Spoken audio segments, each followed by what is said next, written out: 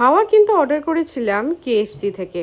Order ছিল peri peri chicken strips, 3 পিসের দাম নিয়েছিল কিন্তু 179 করে, এবং চিকেন পপকর্ন মিডিয়াম যার দাম পড়েছিল 179 করে। আর হ্যাঁ, চিকেন স্ট্রিপ কিন্তু আমি 3 পিস টোটাল 6 পিস অর্ডার করেছিলাম, তাই দামটাও কিন্তু ডাবল পড়েছিল।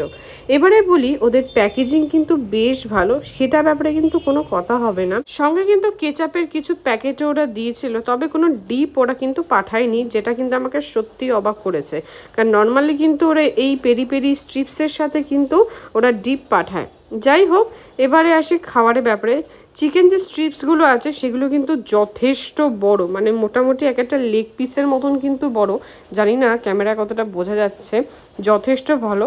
এবং অ্যাজ ইউজুয়াল ওদের চিকেনগুলো কিন্তু যথেষ্ট ফ্রেশ এবং জুসি, যেটা তোমরা দেখতে পাচ্ছ।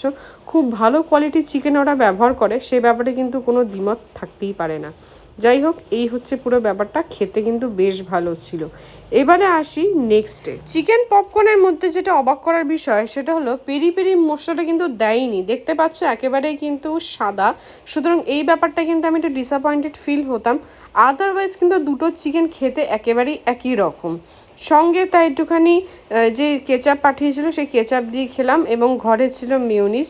তো মেয়োনিজ আর কেচাপ দিয়ে খেতে কিন্তু খুবই ভালো লাগলো। অল ওভার 10 on 10, বাট ডিপটা দিলে আরও একটু ভালো হতো। এই যা, টাকা তো আর কম নেয়নি।